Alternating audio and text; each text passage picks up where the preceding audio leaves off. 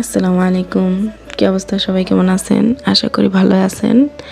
তো আমার ভয়েসটাকে সবাই অ্যাভয়েড করবেন, কারণ আমার ঠান্ডা লেগেছে, এখনও শরীরটা সুস্থ হয়নি, তাই ভয়েস ওভার দিতে পারছি না, ভিডিও করতে পারছি না, ভিডিও দিতে পারছি না, তাই আমার ভয়েসটাকে অ্যাভয়েড করবেন। তো আমি আজকে নিয়ে এসেছি চিকেন মোমো রেসিপি।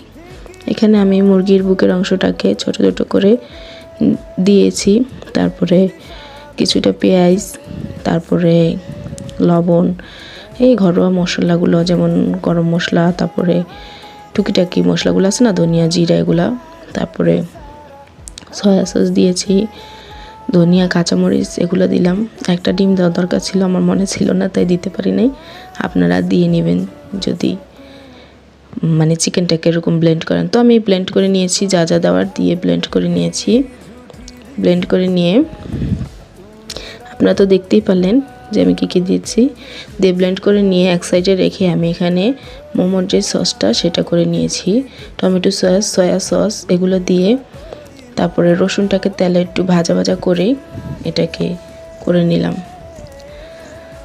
মানে গরম তেলটা দিয়ে দিলাম, দিয়ে সসটা করে নিয়েছি। তারপর আমি এখানে মোমোটা বানিয়ে ফেলেছি। তো আমি মোমোর শেফটা করেছি যে সেটা আপনাদের সাথে শেয়ার করলাম না, কারণ আমি মোমোর শেফটা তেমন একটা ভালো দিতে পারি না।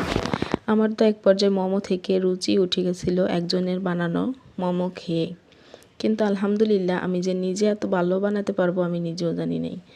তো যাই হোক, আমি মোমোর যে শেফটা সেটা একটু মানে বাজে দেখাচ্ছে হয়তো বা আপনাদের কাছে, যাই হোক তারপর আপনাদের সাথে শেয়ার করার চেষ্টা করেছি। যদি আমার ভিডিওটা ভালো লাগে একটা লাইক করে দিবেন। আল্লাহ হাফেজ।